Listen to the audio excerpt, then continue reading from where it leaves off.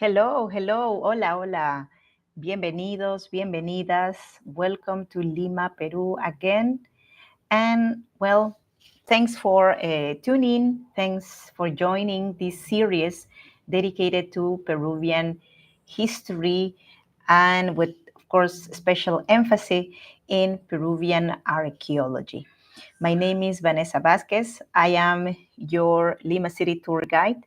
It is a tremendous pleasure to be with you every occasion, every time I am able to share with you a piece of Peruvian history. But also, well, it's wonderful to be able to get to know people from different parts of the world, to see some friends that, well, been with me for a long time already.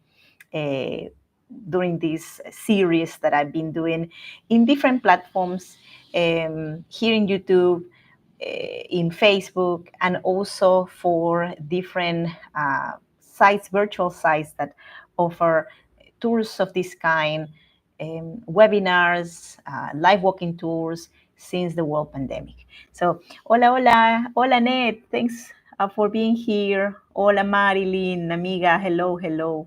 Thank you so much for your participation. Here you have a chat. Please use it. You can comment, share your thoughts about the event of today, and also let me know if you are interested in any other topics related with Peru's history, could be Peruvian reality. So just let me know what you think about well this project of mine related with so history webinars, but also what you're interested in learning from about Peru. So, well, now we're going to begin. Marilyn says, "Hi, we are having big storms." Oh, really? Wow. Well, that for me is like incredible because we live in a city that is a very like climate is very predictable here in Lima. Lima has an almost perfect climate. The city is not far away from the equator. We are about 13 degrees south the equator, and our climate is very, very good most of the year. But on the other hand, we usually have our earthquakes can be really bad. No? So I hope that well the storms are not going to ruin your day at all, Marilyn, and well hopefully also this. Let's say this new season for you, which is I think in North America and in Europe is spring, will be not too hot because I'm hearing that the climate is quite, let's say, hot these days, abnormally hot up in the north. For us, we're still having a little bit of sunshine in Lima, but we are preparing ourselves mentally for the gray days of this fall winter season. So, hola, hola. Hi, Natalie. Thanks for being here. Hola, Spirit. Hola, hola. ¿Qué tal? Hello. So, yes, I've been hearing also about this very strange, like high temperatures in Europe. So, well, it's the climate changing around the world, right? So I would like also to begin sharing my screen with you and image like related with also the event, a good, let's say, size of the image. I think I'm going to try to do it a little bit, let's say, more center. Okay, so in a moment it's going to be more center the image. By the way, I'm having my image in the laptop a little bit reduced, so in that way I can see at the same time your comments in the chat. No? So I want to also check on how everything is doing, if you are still able to see me, because I had some surprises in previous events related with, like me talking for an hour and then realizing that I lost connection. So, well, now we're going to begin this event of today. I'll try as much as I can to keep these events a little bit like short. But sometimes, well, when I start like getting into something I love, I can really talk for a long time. So keep in mind that you can do questions. I'm seeing your questions in this moment. I'm watching the chat also. And well, let's begin. This is really part of a series about, well, Andean archaeology, especially archaeology of the Central Andes territory. South America is a big territory, so talking about archaeology really is something that takes experts, of course, to to teach you, especially related with the different um, geographies of South America. I'm not an expert in archaeology. I'm a tour guide. I love archaeology. I love history, and my series is meant to help people who are completely new in archaeology to understand the basics of the ancient societies. And also, you can continue researching. There are also archaeologists who are wonderful. Most of them actually American archaeologists. We have also a big group of Polish archaeologists and anthropologists who are doing lots of research here in Peru. So, well, this series is about archaeology. But, well, what is a tour guide talking about archaeology? What am I doing? Well, I love archaeology. I love history. I am a professional tour guide. I've been guiding here for many, many years in my city in Lima. I am a limeña. Limeña means born and raised in the capital of Peru. And also, I've been taking tour groups to different parts of my country for several years. I no longer do that. I am most of the time like stay at home mom, and also I do city tours regularly. So, well, I've been doing virtual tours since 2020, since the world pandemic. This is a little presentation for those who don't know me yet, and hope that you can also stay tuned with all the activities I do here virtually. So the full series is about archaeology in the Central Andes. So the intention of this series is talking about, well, pre-Hispanic history. I'm going like, because this topic is so long, I'm going like bit by bit, parts by part, related with the ancient societies. For example, I'm trying to explain society by society. There are different forms to explain the evolution of the Andean history. You can talk about, for example, architecture or ceramics or textiles and the evolution of each one of these, let's say, artistic forms, of expression. I decided to go more like in a chronological order. And well, already it's been released the part 1 and 2, which is part 1 is Caral, the oldest civilization of the Americas. Chavin also, this amazing society, it's already in the YouTube.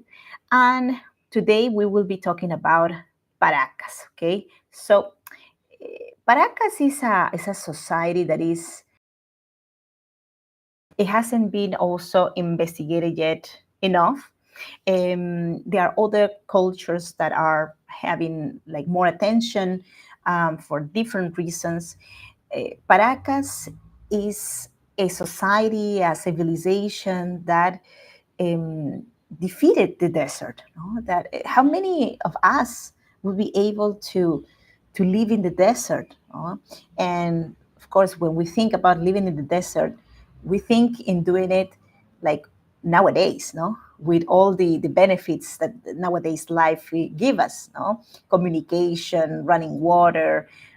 So we basically think in the temperatures of the desert. But these people survive in the desert long time ago. So we have to really go back in time to the year 700 before Christian era or before Commons era to start really like talking about Paracas and understanding this society. Okay, so well, the Paracas culture is located, let's say, in the chronology of the history, ancient history of Peru, in the period that we call the late formative period.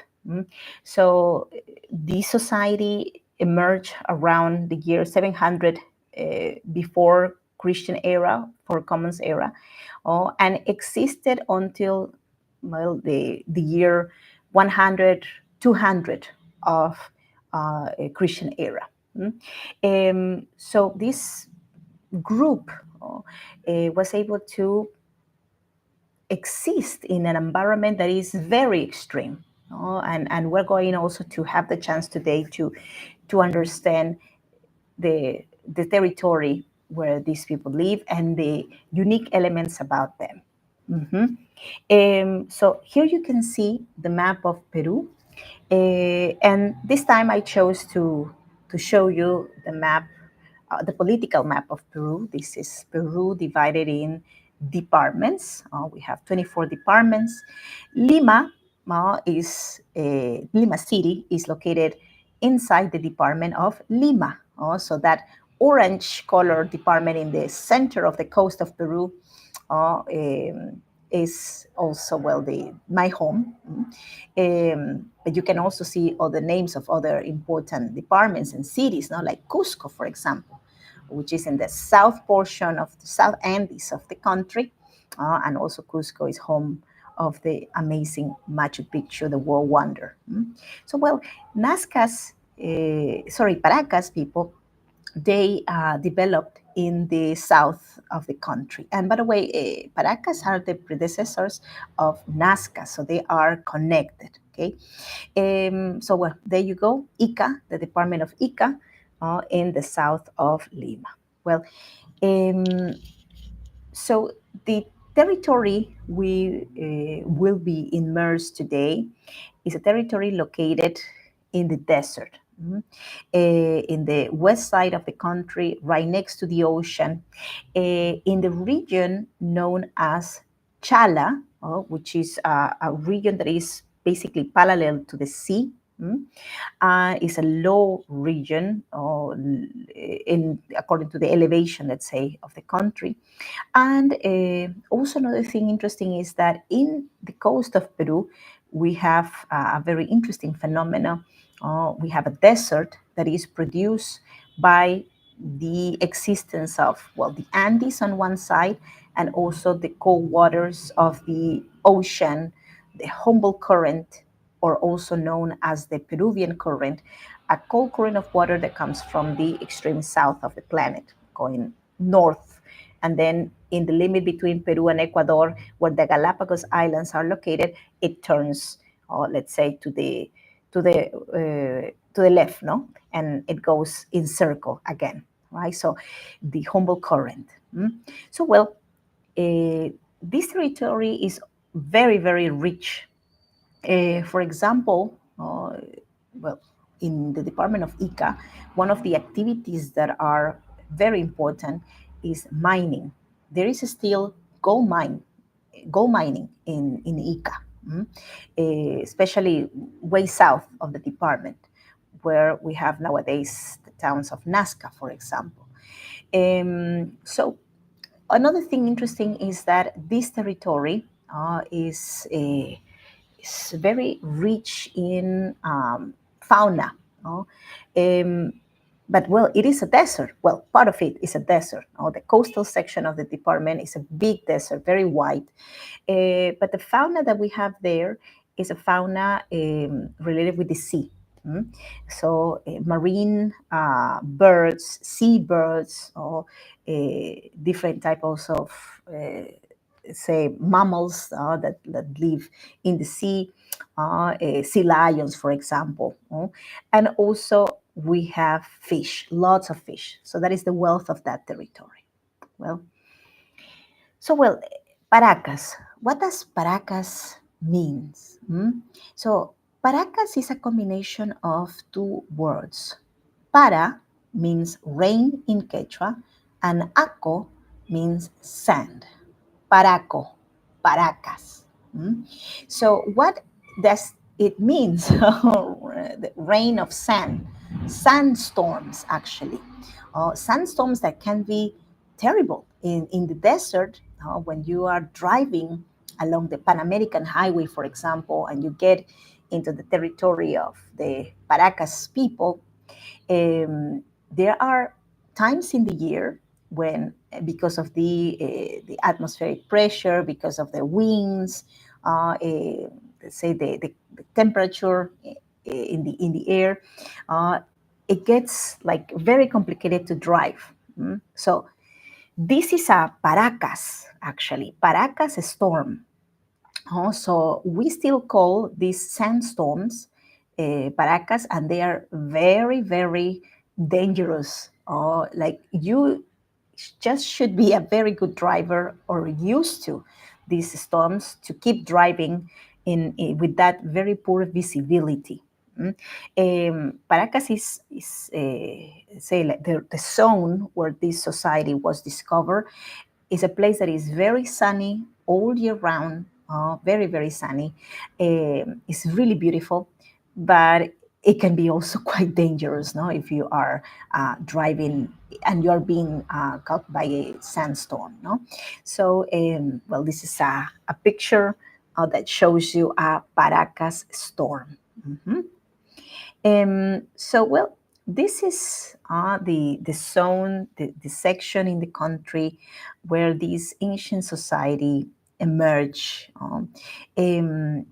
sort of like in the border or in the limit between the known world by humans, and also the Great Kocha, the Mother Sea.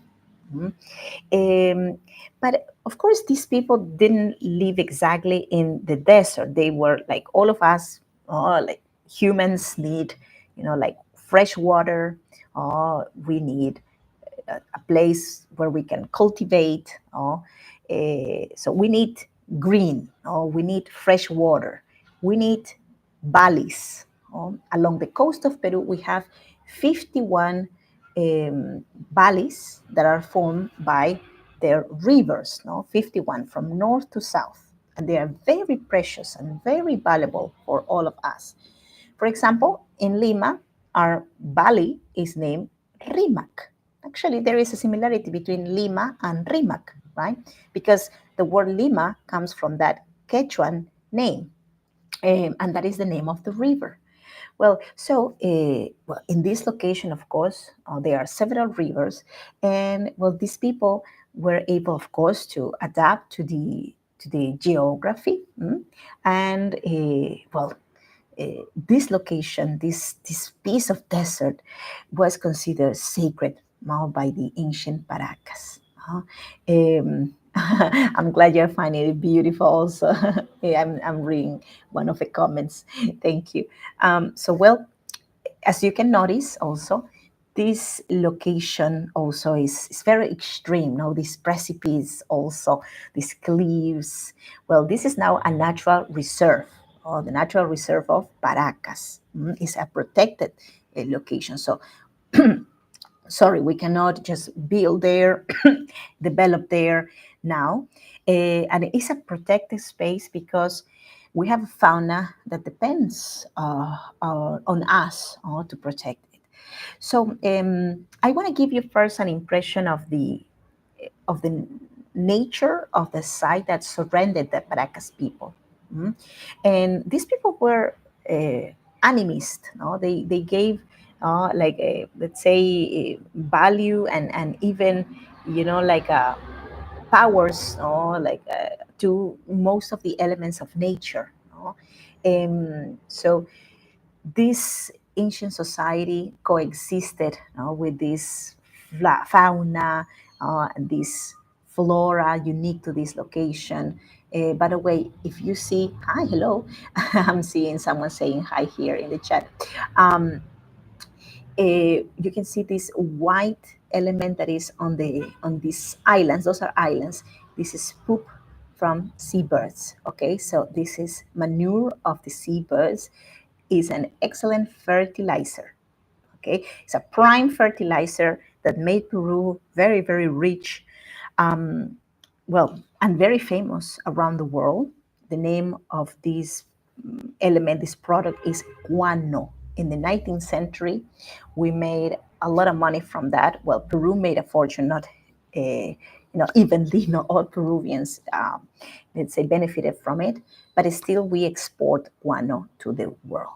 Okay, so well, this fantastic world of creatures, of elements that are coexisting with these humans, create such a deep impression in these Paracas people who were already inclined, as all humanity, inclined to believe in the supernatural.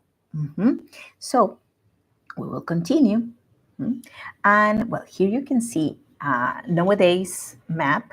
I took this image from Google Maps, so in that way you can have an idea how this place looks like, and also, well, how the zone that I was referring to, this peninsula of Paracas, the protected, let's say, section of Paracas, this natural reserve, is also articulated with the valley that you see, the valley of Ica. And this is, by the way, the name Ica, you can see it on the low section of the picture on the right-hand side. This is the capital of the department, the biggest city in the department of Ica, of its homonymous, let's say, name. And you can see also the valley per se, no? You can see the green sections, the agricultural parts. So there is where the Paracas people lived originally. This ancient society we are now sort of like immersing in their life, in their history, in their uniqueness. So from that location, from that valley you see over there, they did pilgrimages in direction to the peninsula of Paracas. We're talking about nearly 40 kilometers of a trip done walking, to take their dead to the cemetery in that location. Uh, and well, the story of the Paracas, of the discovery of Paracas as a society with its uniqueness, its unique religion and tradition, really starts in the Paracas Peninsula, because there is where the archaeologists in charge of the first investigation to the site was able to discover a cemetery. Okay, so well, uh, this site is also a wonderful place. By the way, I'm preparing a video about my last trip to the Ballestas Islands, which are really incredible. This is a wonderful site for observation of birds. And I'm planning also to present this video and explain it also here in YouTube for all of you. A live virtual tour from those islands is impossible because there is no cell phone signal, there's no coverage from any company. So, but well, I've done a video, so I hope you will also enjoy seeing that with me. So we will continue. And well, here we have the person who started the investigations about Paracas, the Paracas culture, the society. A man who, if you've been already with me in the previous event about the Chapin culture, you already know him. Uh, and if you don't know him, well, let me present to you all the father of Peruvian archaeology, Julio César Tello. Mm. Julio César Tello is definitely a figure of great importance in Peru because he's, first of all, the first recognized Peruvian archaeologist who work in Peruvian archaeological sites. So before him, all of them were foreigners, travelers who were just coming, passing by the country, and many of them took lots of pieces back to their homelands. So well, of course, that we cannot decontextualize the character. I try never to do that. But the fact that we are not able to get back pieces taken from Peru that were taken about 100 years ago, well, it is also something to be taken in consideration now. No? So, well, Julio Cesar Tello was also advised that in the peninsula of Paracas, there were some archaeological, let's say, remains uh, of, well, unique characteristics. No? So he went to that location in the year 1925, and he investigated several cemeteries he was able to find in that place, in that peninsula, for a space of 2 years until 1927. Mhm. So, well, there is where Paracas, this society, was discovered, right? So you can see him uncovering or opening one of the hundreds of bundles that were discovered in that site by him in all the process of, let's say, investigation. So from this picture, we don't have really a clear idea of, let's say, how big they were. So in the next one, you can see also how many of these bundles containing mummies were manipulated.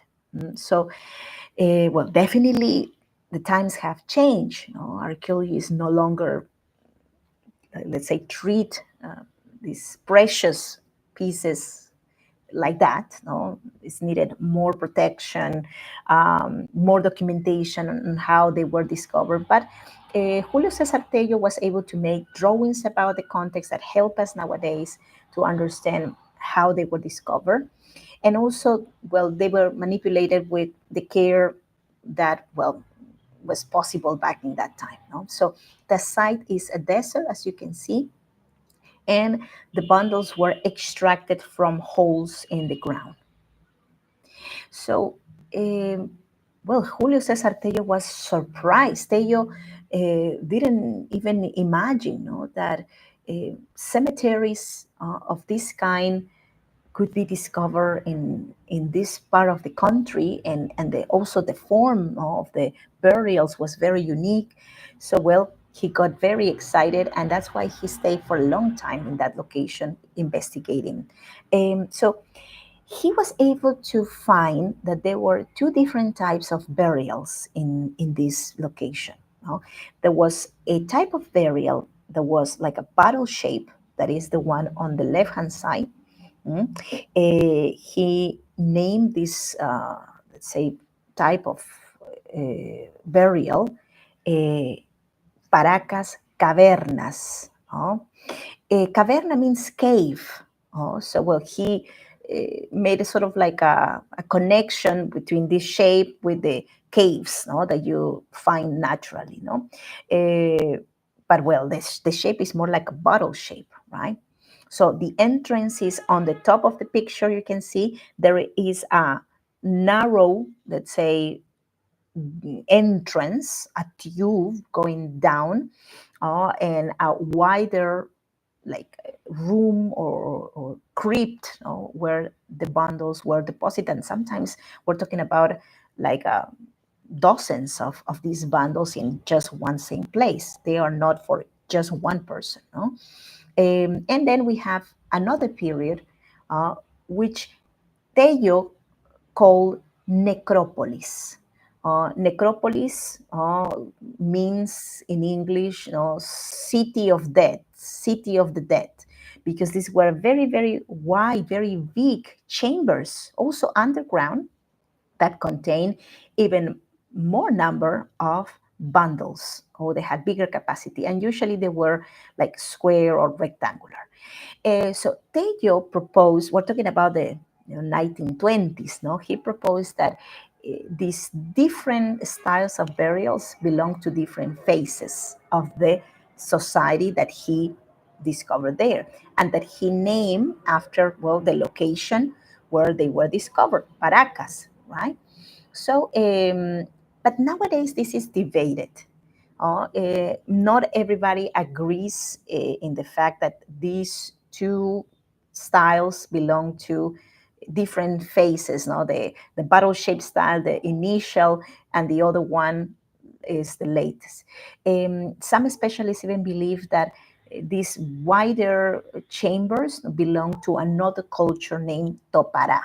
Okay, so well, but in school we still learn about the division of Teyo, which also is very, very interesting.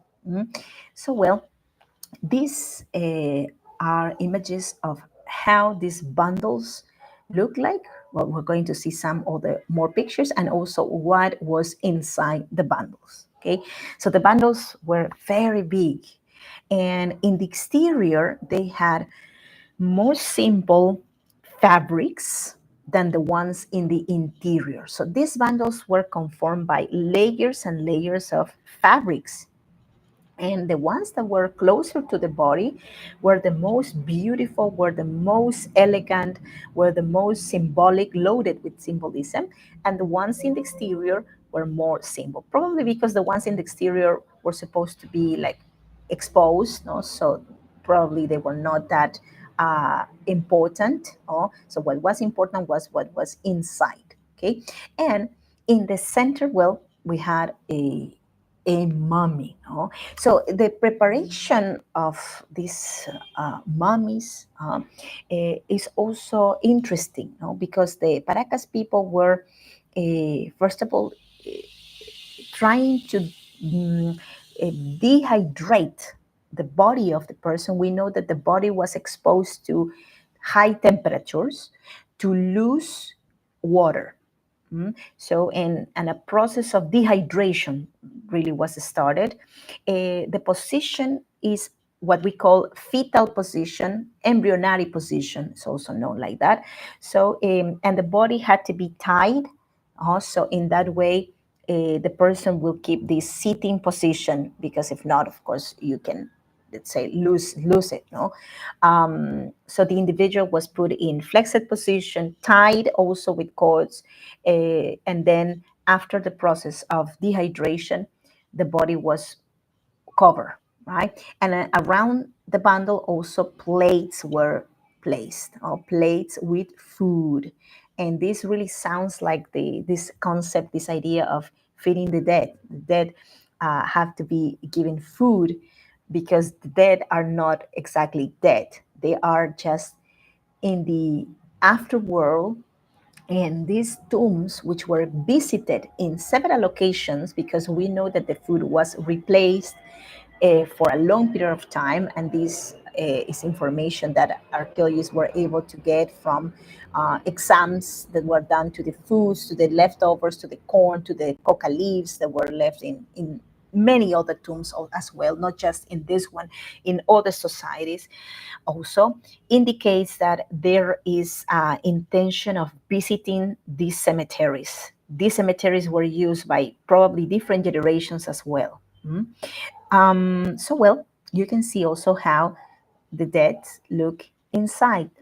We know that the dead were naked when they were like put in the process of dehydration first. So finally, the body was dehydrated. They keep their organs inside. So we're not seeing the same type of mummification like in Egypt, for example, when there is a remotion of the organs. No, and we can see that later we have layers of fabric around the body, several layers. There is a basket also where the body goes, more layers of fabric. And then we have a big, big bundle. And this is also in the site, inside the cemeteries, and also one giving us an idea of the bundles open. So before I go any further, I would like to check if you can still see me, if you are okay, if the image is let's say clear, and my voice is also clear too. So even no, I don't want to expose myself to maybe talk and you are not there. So let me know, please, if you can. That would be wonderful. So, oh, hello, by the way, everyone. I see many people here. Hola, hola.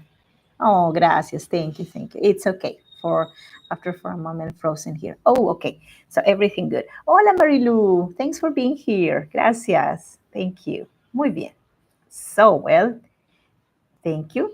And now we will continue.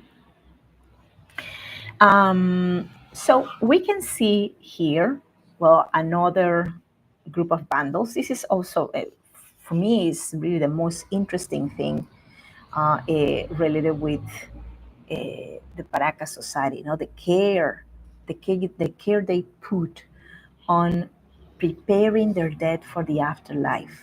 Oh, muchas gracias. Thanks, by the way, in the chat, I'm seeing that people are saying that everything is okay. Oh, I'm sorry that it frozen a little bit for a time. I hope we are back on track. Also, I'm recording this event, so if you miss any part, you can also see the repetition in YouTube when it will be finished, this event. Okay, thank you. You can see the plates, you can see, the even fans also. Can you see that the fans, the feather fans? No, it's so beautiful. Those are elements related with the status of the person. But remember that inside the dead was also like covered with layers of fabric, and there were elements associated with the status of this dead that were also placed there as a memory of who he or she was. For example, in the picture on the left hand side, you can see the face of this person, an authority of high status, with nose ring, a nose ring made from gold. So this nose ring looks like, I don't know, like whiskers of the cat. So it's really beautiful and very, very big as well.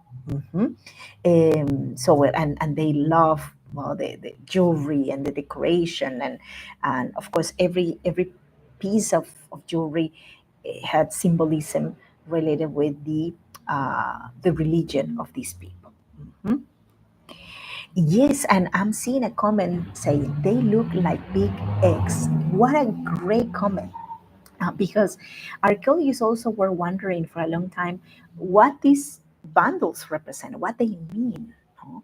And well, now we understand thanks to the investigation done to, well, archaeological sites and also ethnography, the possibility of being able to still have descendants of these ancient societies, these indigenous peoples that are Christian now, are Catholic, but have some syncretism with between, their ancient traditions and the Christian Catholic tradition. We understand that, for example, these bundles could represent the intention of like rebirth, because these bundles look like gigantic seeds. So these big seeds that are implanted, we become like a seed, the seed of a plant, and we are implanted back in the womb of Mother Earth, Pachamama. And we are also, when we are dead, when we are in this afterlife, we are also nourished. We are given food. We're given like liquids. We're given care by the people who are left, my lineage that still exists. They are the nexus also. No, this my descendants. They are the nexus with the Kaipacha, which is the world where we live, and we now go to the Ukuipacha, the underworld. And we also become a nexus between my descendants with the underworld, which is a world also of, for let's say, of provisions. We provide, for example, water. The underworld is related with water, liquids is related with the ocean.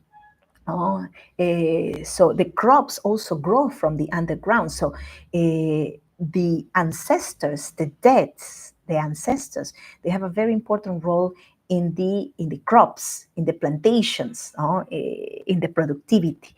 So well, it sounds like very poetic, but that's the way also still many people believe in the Andes.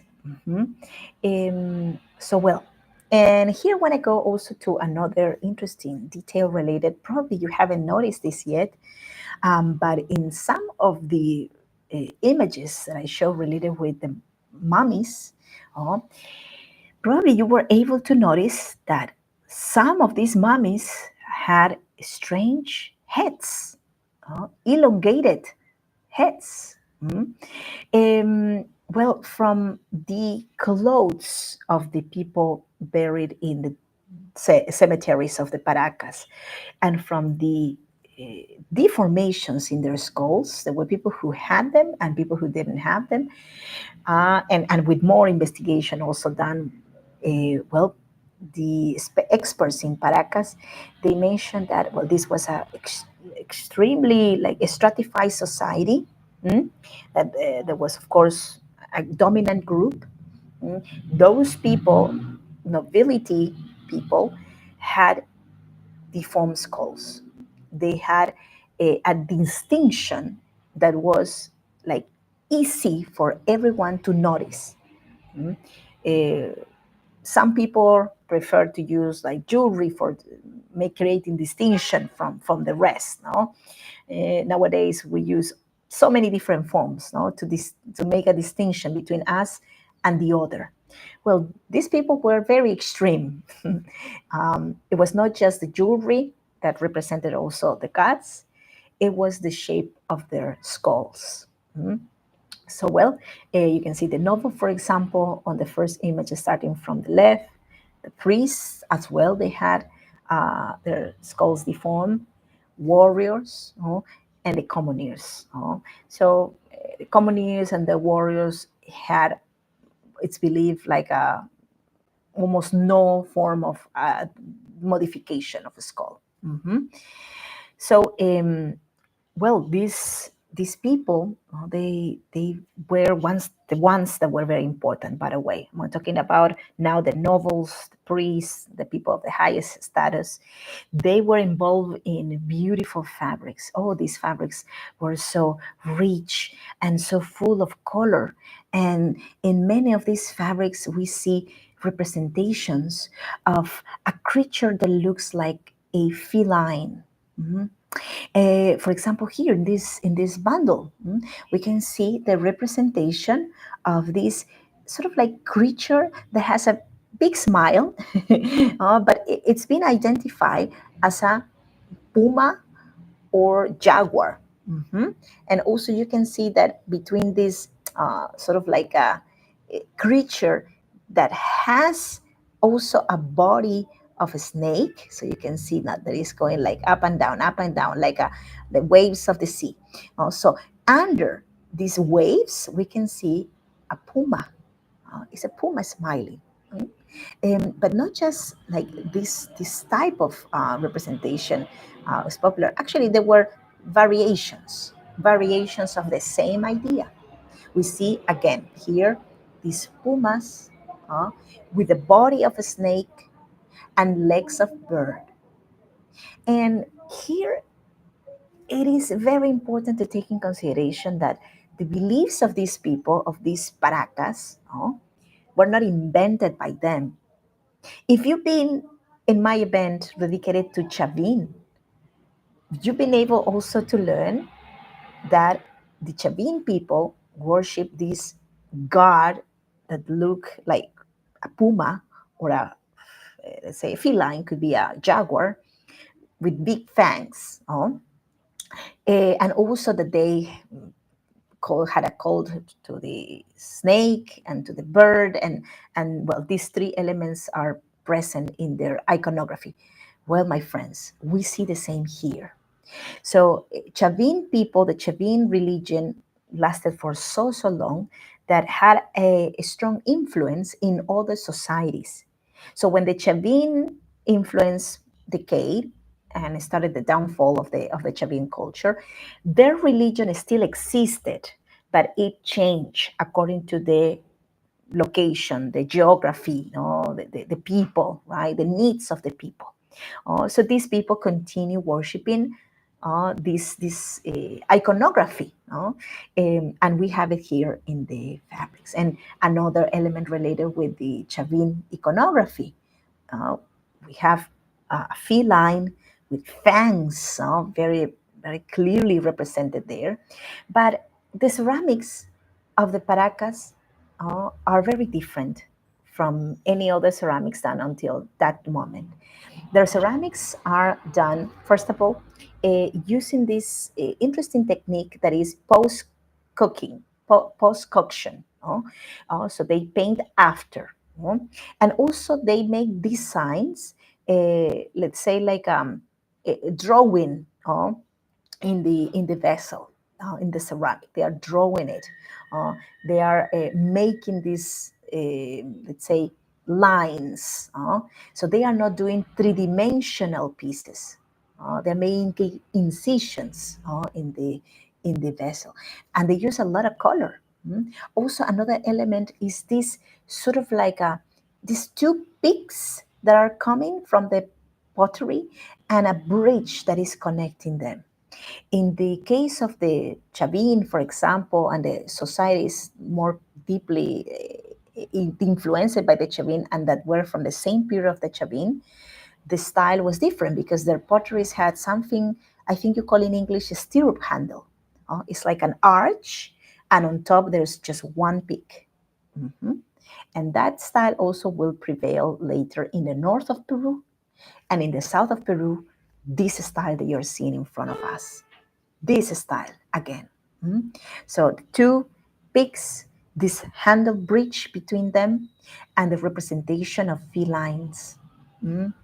So, well, when the conquistadors came to Peru, they discovered the local code and the religion. And, well, they, of course, fought that religion. They were against it, that religion. But that religion has a lot of elements in common with these ancient societies and their religions. So the Incas receive their sort of like their religion from their ancestors. They didn't create it something. And also we have here another god. This is the most important god we know of the Paracas people. It's a local god. The name of this deity is Con. Con. Most of the times Con is written Kon, Con. And this is a flying god. It's a god that is described in the colonial documents as a boneless god that was able to fly over the skies. So, well, this is the deity, the main deity they worship. But also there are other gods represented in their fabrics. So look how important the textiles are, because the textiles transmit knowledge. The potteries as well. We didn't have writing system. At least that's the, well, opinion of most of the experts in the field, that the ancient Peruvians didn't have writing. Well, definitely not like the one used in Europe or in the old world. But these designs are really impressive. No? So we see here this deity, this god, especially the one on the left hand side, that has this sort of like stick. Sometimes is a knife, and in the other hand is a head. Is a head, is a beheaded head, probably of a warrior or an enemy. Mhm. And if you're interested in this topic of the trophy heads, we have to stay tuned with me at my upcoming events to learn more. Well, so here we have a recreation of a woman, Paracas, of high society, a noble woman, and we can see also the skull, which still has some bits of hair and also skin. So imagine seeing a Paracas person nowadays, how impressive it would be. So how they were able to obtain something like this. For example, we have museums in Peru that are able to exhibit these Paracas skulls. And, well, the shape of these skulls is incredible. They are so big, elongated to the back. Some of them have holes in them. like you can see also in the picture on the left and the lower side of the picture, and also in the on the right hand side you can see these three-dimensional recreations of how these people look like, right? So it's like seeing an alien for us, especially because that's how we think aliens look like, no? From the television, from the movies, no? So, well, these people were definitely trying to differentiate themselves from the rest. That is definitely the intention. No? Unfortunately, we don't know exactly why. We don't have them now to say why, and we don't have written history. But we know how they did that. And first of all, to do a deformation in the skull of anyone, you cannot deform the skull of an adult. It's impossible. No. It just can be done in the skulls of babies up to this 2 years old, I think, more or less. You can modify the skull of a baby because that's the time when the skull is very soft. Uh, so and that really happens when babies are being born, so their skull has to be soft, so in that way it passes through the birth canal, right? So these are possible forms how children were given their modifications. So they tied cords around the head, and also like wooden plates on the front, on the back, and they tied little by little by little. So it was not something done from one moment to another, that could kill a baby. It was something done with patience in a long period of time that took years, at least a couple of years, when finally the skull was like soldered, like the shape was, like done permanently. Well, the children were removed from those elements. And also, I was looking for examples on other cultures around the world that practice modifications of the skull, and it happened in different parts of the world. I also know that in North America there were some indigenous tribes from North America that practiced that. Okay, but I found a picture of this Mangbetu woman and her child. So you can see that the baby had an extreme reshaping of his skull, and the mother also has the same reshaping.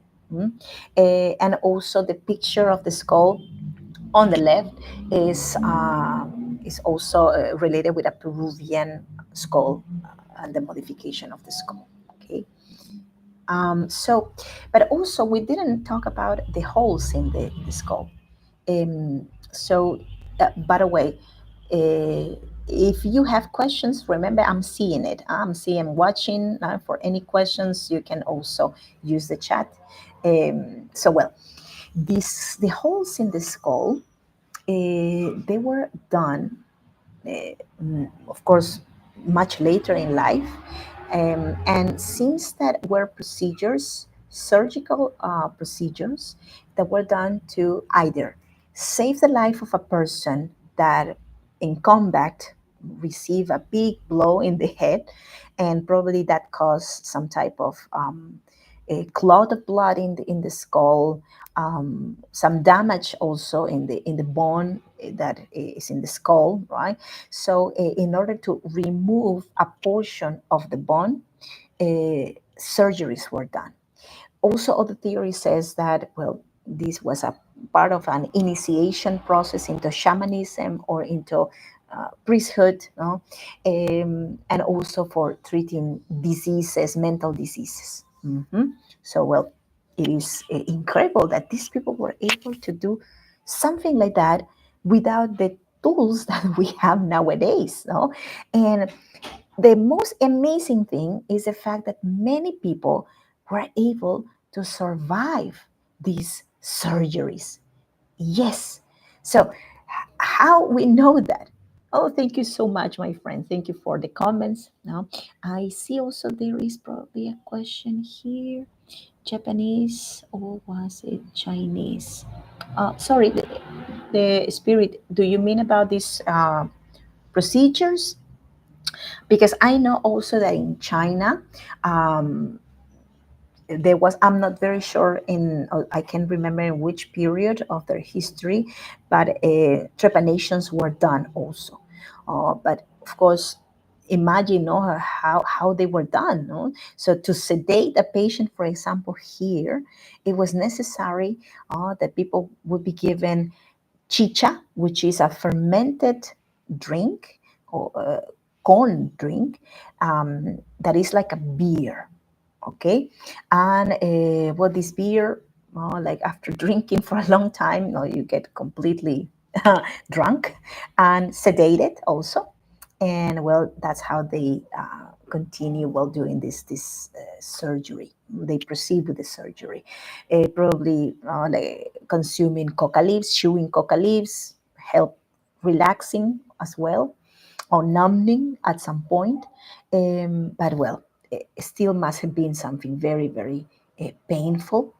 And well, here I have for you some pictures of skulls with holes. And look at, especially, I think you can see this very, very clearly on the picture that is in the extreme left. So you can see the skull. It is deformed, by the way, it's a Paracas skull.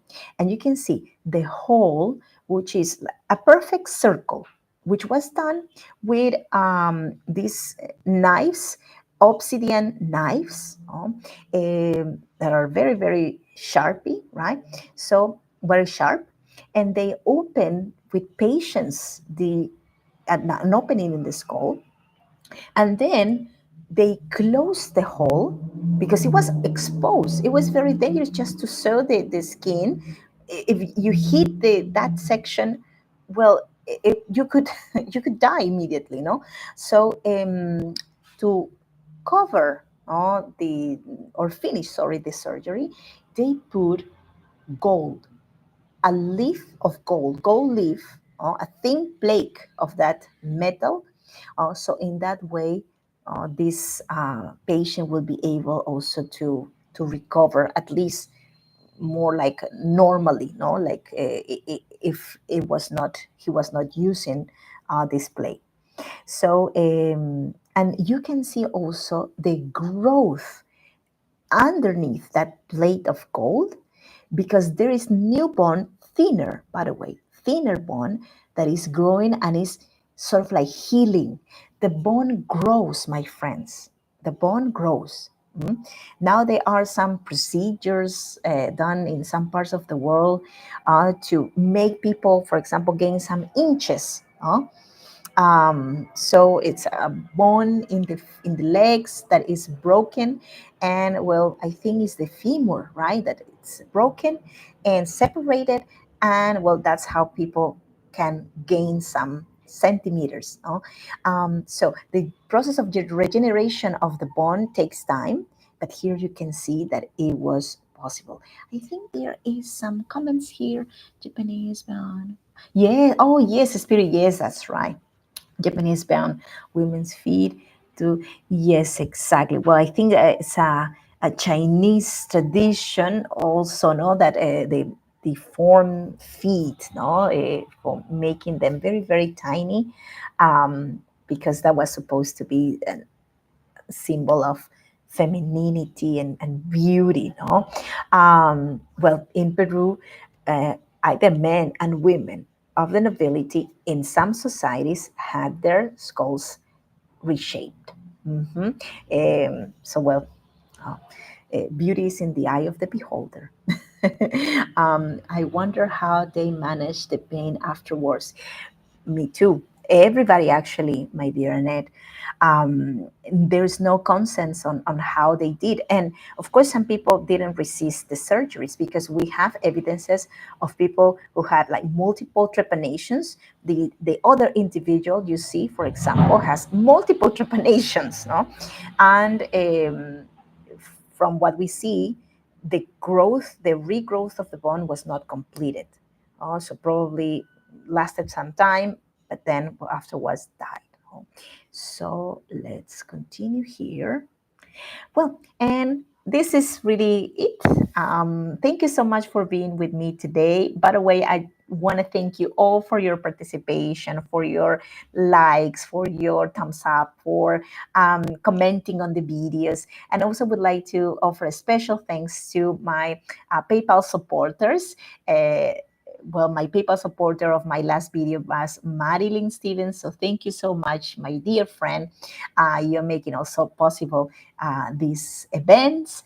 And also, if you wish to support, you can do it also, as I said before, commenting, sharing, subscribing, let's say maybe watching some of my videos also here on YouTube. If you have questions and you prefer to just send them directly to me, I'm very, very happy to answer your questions, give you some recommendations on maybe books or something like that.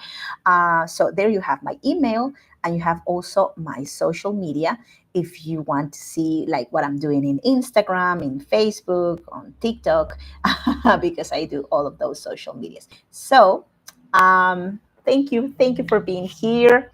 Gracias, Catherine. Gracias to you all. And well, I hope to see you in the next one.